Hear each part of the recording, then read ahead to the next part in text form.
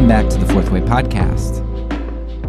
In this episode, we get to take a look at another true conspiracy. An event that we know actually happened. Now, having done quite a lot of reading in regard to racial issues over the past few years, this was a difficult episode for me to whittle down to a single conspiracy. If you'd ask anyone on the street which conspiracy would be the best one to discuss in regard to racism, chances are almost certain that if they knew any history at all, they'd refer you to the Tuskegee syphilis experiments. Everyone knows about that one. But going with the Tuskegee experiment seemed a little bit blasé for me. But not only did it feel too safe of a choice, it also seemed like a choice that was too dangerous. See, this season is all about undermining propaganda, and propaganda's job is to normalize ideas. As I've said multiple times already this season, propaganda makes atrocities possible, or it makes them unbelievable. It makes the dehumanization of another group normal and certain so that one can dispose of them like refuse. Or it makes the righteousness and incorruptibility of one's own group so certain that one would think our group incapable of so great an evil. And I think had I gone with presenting the Tuskegee experiment for my conspiracy selection here, I would have just been feeding into the racist narrative which persists today. Just think about it. Would the average person on the street cite the Tuskegee study as the best example of a racial conspiracy because it is legitimately the best example? Or would they cite the study simply because it's the only racial conspiracy they know of? Now, I'd wager that the average person, if they could even name the Tuskegee experiment, probably couldn't tell you about any other true conspiracies. In that regard, the Tuskegee study has itself become a means of propagandizing the masses. When blacks or other minorities have a distrust of the state, we say, "Oh, come on, you don't trust the government or science because of something that largely happened before the Civil Rights era? Get over yourself. It was one conspiracy and it happened so long ago." Bringing the Tuskegee study to light, and only or almost exclusively shining the light on that study, is a way to minimize the distrust of the black community for those in authority. Propaganda can be a very wicked and devious jujitsu sort of thing in this regard. By embracing the one great evil of the Tuskegee study, the propagandizers can make the black community look paranoid, stupid, and foolish. They can assert that such an evil is a fluke that isn't repeated, so we can really trust authority now. And they can deny any sort of systemic nature of racist mistreatment and atrocity, because one lone event can't be considered systemic. So in light of that thought process, I want to present to you a different true conspiracy. It's a conspiracy that is larger in nature, impacting hundreds of thousands of more individuals than the Tuskegee study, and one which is just as recent as Tuskegee. Now, maybe you're going to disagree with my selection here and think it's not really the best example, but it's an example that I haven't heard many people really talk about, and something that I think is pretty representative, and so I'm going with it. So today, I want to talk about McNamara's Morons. Now, McNamara's Morons isn't the kindest of titles when you discover that we're talking about people with intellectual disabilities here. Words like retard, idiot, and moron are extremely caustic when we hear them today. This change in values from the past, or at least a change in social pressure, which requires many to mask their true values, is probably why author Hamilton Gregory entitled his book McNamara's Folly, rather than McNamara's Morons, as the subjects that he writes about were commonly known as the more caustic version. But I don't really like that change, because changing the language actually caves into propaganda and allows it to win, and that it whitewashes the reality of what was going on. To call something a folly is to say, hey, you know what? Some mistakes were made. It's tragic, but we've all learned our lesson now. Let's leave the past in the past and move on. A folly is just a mistake, and errors aren't generally thought of as cruel justice issues. So keeping the harsh language, I think, is vital to seeking clarity. And I do appreciate that although Gregory has softened the title of his book, he still does use plenty of moron language throughout the book and refuses to whitewash the language throughout when he quotes others. I think that's a very important and great thing. Okay, so McNamara's Morons. What is this true conspiracy all about? Well, we have to travel all the way back to 1955. 1955 marks the year in which the Vietnam conflict began for the United States, a war which was drawn out for 20 years until 1975. However, the first 10 years of the war, or I guess it was a conflict at that point, didn't pose too much of a strain on the United States in terms of personnel commitments because it was a relatively low-key conflict. The low-key conflict changed in 1964 with the Gulf of Tonkin incident. In the Gulf of Tonkin, off the coast of Vietnam, a U.S. ship claimed that it was attacked by North Vietnamese forces. This seemingly overt aggression by the North Vietnamese caused Congress to move forward with giving President Johnson leeway to escalate the war in Vietnam. With the passage of the Gulf of Tonkin resolution, Johnson committed to sending many more troops and resources to fight in the Vietnam War. Now, on a side note, the Gulf of Tonkin incident is a well-known true conspiracy in and of itself, which became verified conspiracy with the work of insider Daniel Ellsberg, the guy who released the Pentagon Papers in 1971, and who had first-hand accounts of the cables that were coming in on the Gulf of Tonkin incident. So the government knew that the North Vietnamese were not really to blame for an attack, which was the pretense for the United States going to all-out war against North Vietnam. Now, maybe the use of a conspiracy is a little strong, considering how we usually understand the word. Maybe this Gulf of Tonkin incident was really more like a jumping of the gun and a strong ignoring of facts which subsequently were covered up. The incident wasn't a conspiracy, but the cover-up sure was. Now, the event which led to tens of thousands of Americans and millions of Vietnamese to lose their lives was untrue. Of course, the war may have ended up escalating on some other grounds later, but still, the war that we got was built on a lie. Many lies, really, but, the one that kicked it off was at least the Gulf of Tonkin. But let's get back to McNamara's story right now. In 1964, the Gulf of Tonkin resolution meant that the conflict in Vietnam was ratcheted up, and that meant that more bodies were needed to sacrifice to the god of war. Now that's all well and good for we Americans who are used to appeasing this god, but the Vietnam conflict came right off the heels of two other wars, World War II and the Korean War. World War II took the lives of over 400,000 soldiers and ended in 1945. Only 5 years later, the U.S. entered a 3-year conflict with North Korea, which ended the lives of another 40,000 soldiers. The very next year after the Korean War ended, the U.S. committed to the conflict in Vietnam. By 1964, the United States had nearly 25 straight years of conflict.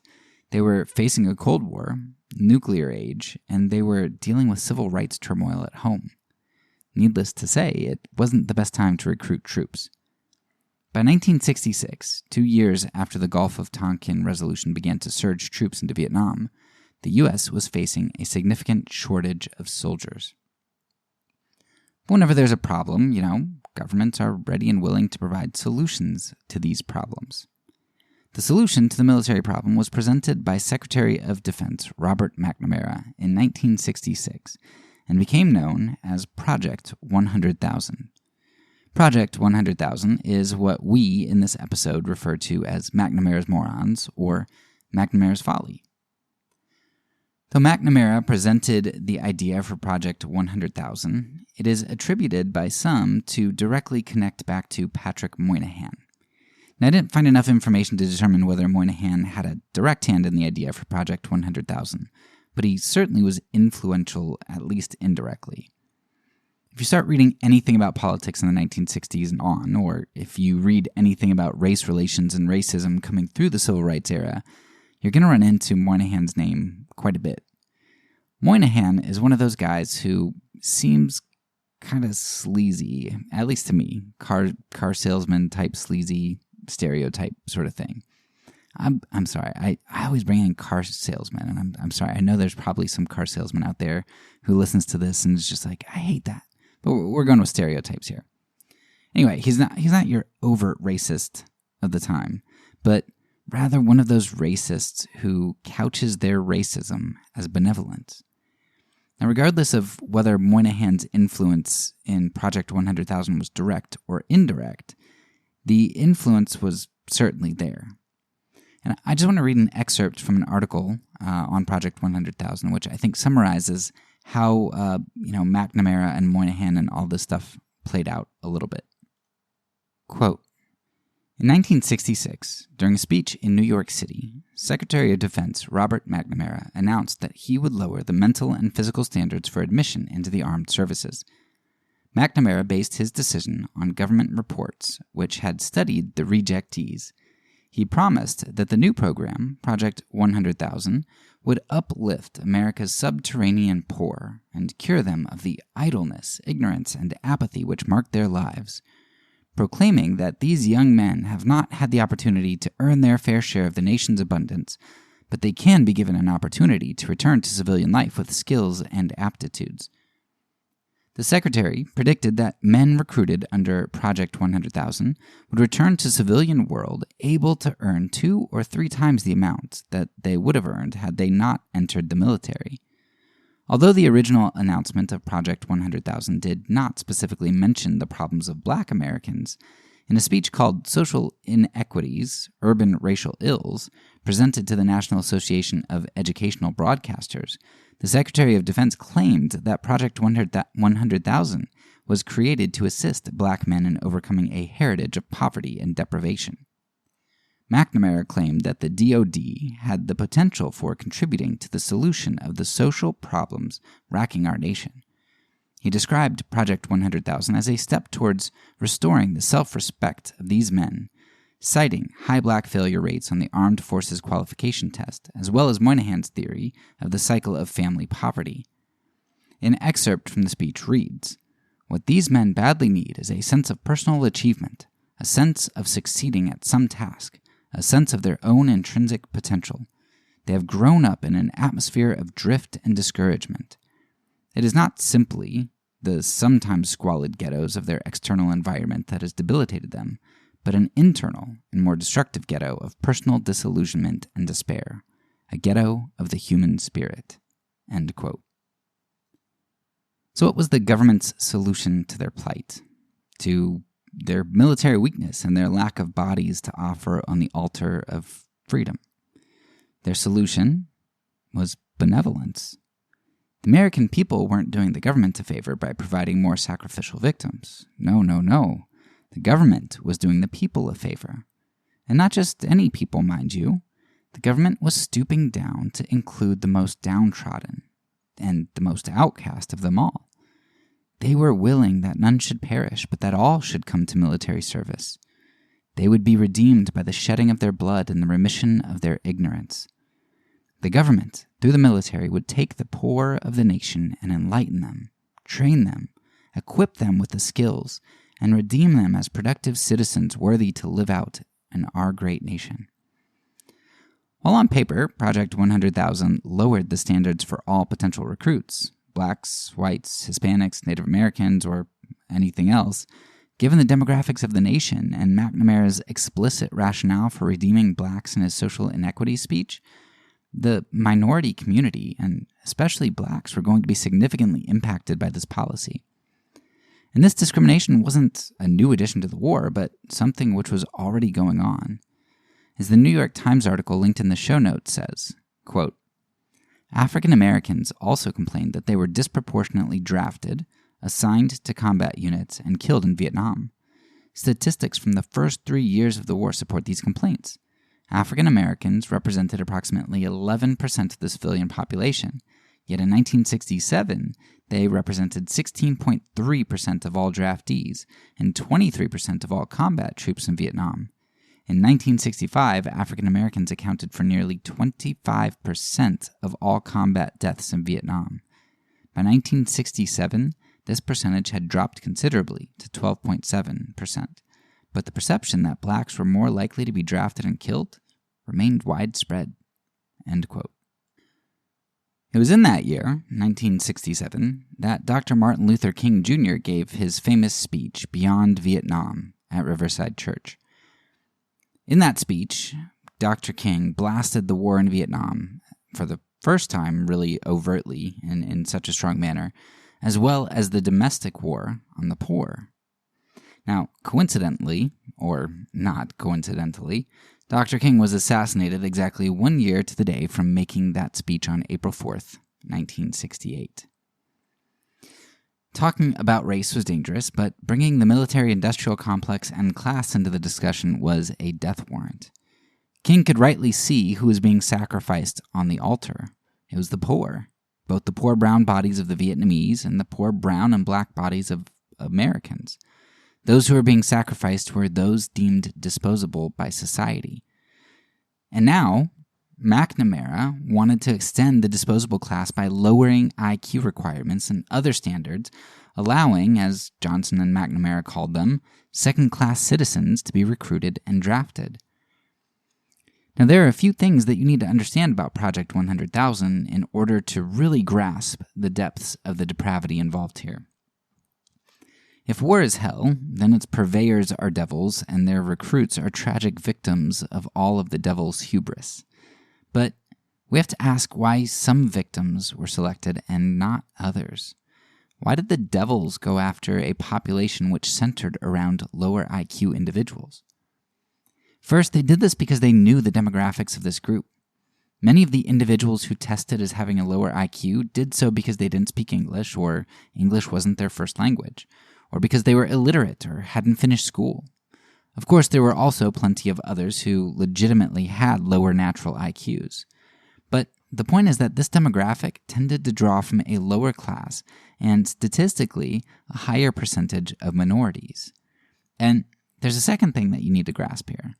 You have to understand that a primary motivator for politicians has been, and still is, to avoid pissing off the middle class. That's something that we're going to talk more about in our next section on corporate propaganda, but it's really vital to understand. It's a common thread you're going to see constantly. The middle class is important because they are a large group of majority voters, whites. This group has power not only in votes, but also in understanding how to access the system. They have the means to access the system.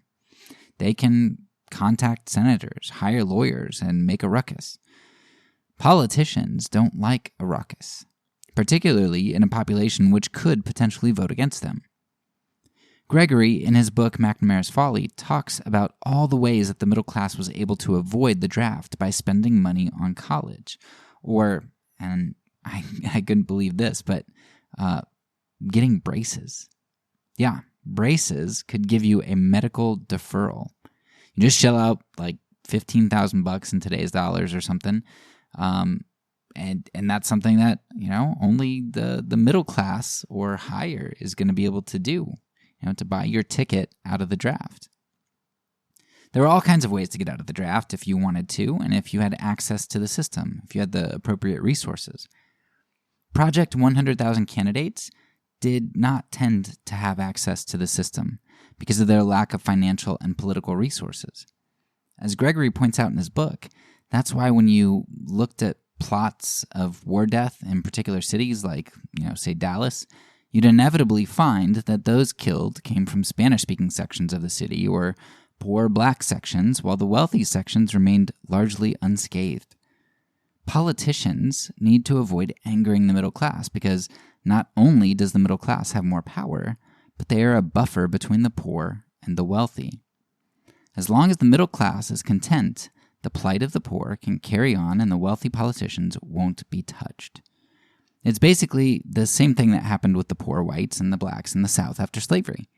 While the blacks and the poor whites should have shared more in common interest against the plantation owners who exploited them both, it was easier and more convenient for the poor whites to join with the plantation owners and have a little bit of power by having the blacks placed below them. The poor white plight might have remained without fighting the plantation owners, but at least they had someone below them. Thus, the most vitriolic defenders of white purity and racist ideology were often those who had the most in common with the blacks. It's a very similar situation here, where the middle class who was avoiding the war only did so by the skin of their teeth, which was especially true of those who took the braces route. Just like in the Civil War, Vietnam braces, people who deferred in that manner, could essentially pay a few $1,000s to have a poor man stand in for him. But he had to pay. All the while, the children of politicians and businessmen or Hollywood actors were exempt.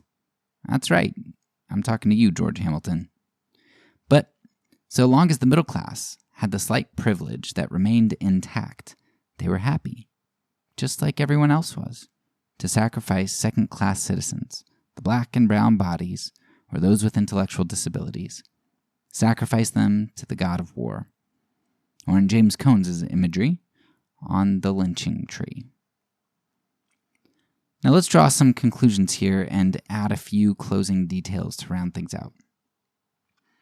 The United States government and their military-industrial complex began a war in Vietnam on grounds that were either fabricated, at worst, or hastily pursued and then covered up at best.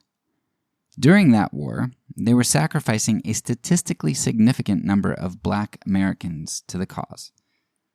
When they started running out of bodies, rather than tap into the large middle class, which was largely white, they extended recruiting allowances and draft allowances for persons with intellectual disabilities, a group which was statistically more likely to be poor and minority. Those in government who did this claimed that it was to help blacks learn skills and fight the inferiority of their cultural upbringing, which lacked discipline and structure, though most recruits never were trained with the skills that were promised to them. These men died at a rate that was something like 3 times higher than the average infantryman. And while the government was sacrificing black bodies abroad, it was also sacrificing black bodies at home, including the body of the most famous black man at the time, Dr. King, a man who chose to speak out against racial and economic injustice perpetuated by the Empire of the United States. Even though this episode wasn't exclusively about race, as there were many white recruits captured under Project 100,000, I think that you can clearly see how the effects are racially top-heavy, and how McNamara was definitely focused on racial component here. The initiative disproportionately impacted more minorities than it did white middle-class individuals, and I think that's important to understand for my group, white middle-class Christians. This is what systemic racism looks like. When you can make a seemingly benign policy or, fair policy on paper and simply expand the recruiting requirements, but that policy clearly impacts a group that's, disproportionate to other groups, and it benefits another group disproportionately, that's injustice and racism baked into the system. But when you're like many in my group who buy into the myth of American benevolence and greatness, then you can't see through the legerdemain of McNamara's speech. You don't see that the government has needs and wants to exploit others. You believe that the government is actually offering the poor a great opportunity to better themselves. You don't see racism and paternalism. You hear love and generosity. We can't forget that Project 100,000 came within about a decade of God being placed in our pledge and on our currency, and it came at a time when we were fighting godless communism, a group in which civil rights leaders were often accused of cavorting with. In many minds, McNamara wasn't exploiting anyone. He wasn't really a war pig looking to sacrifice others to the machine. He was offering socially and financially disadvantaged youths the opportunity of a lifetime. This is a true conspiracy. It really happened. And I might add, it's the type of thing that's still happening today. You can hear a McNamara-esque speech every day if you turn on the news and just listen to the politicians talking. There's some mythical American quality propped up, or some group that needs our pandering to, or some enemy that needs our killing.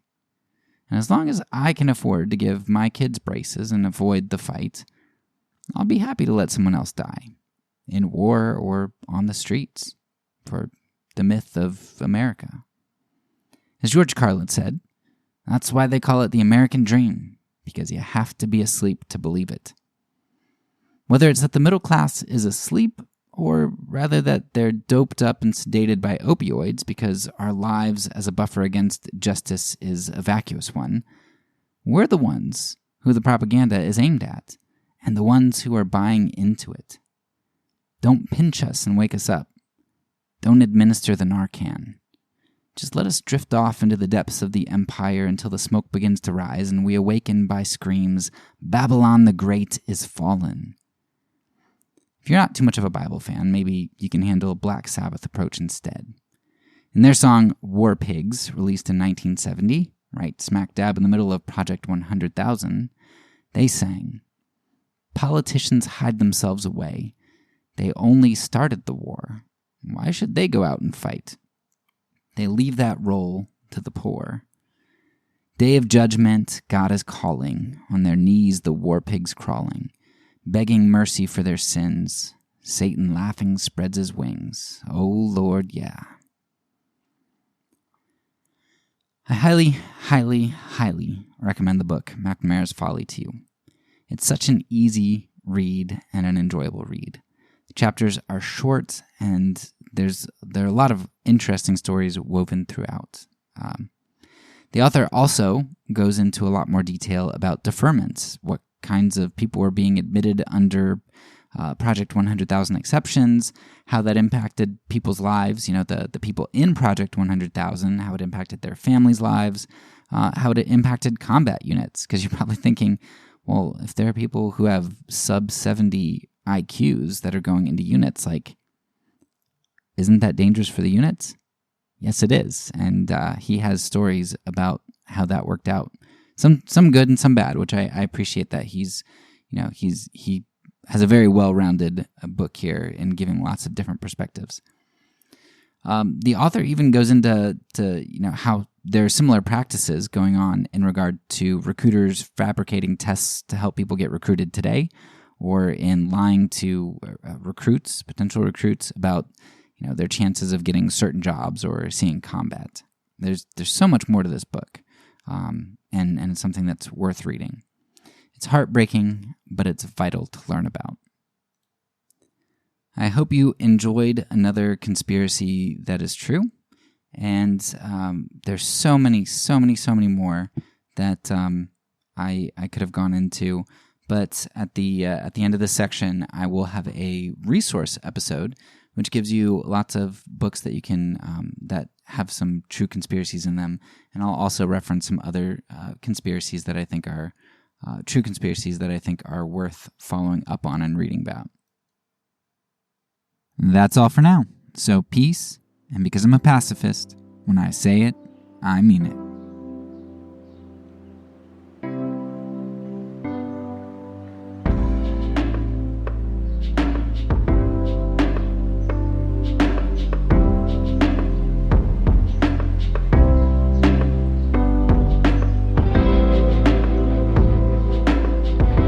This podcast is a part of the Kingdom Outpost Network. Please check out the links below to find other great podcasts and content related to nonviolence and kingdom living.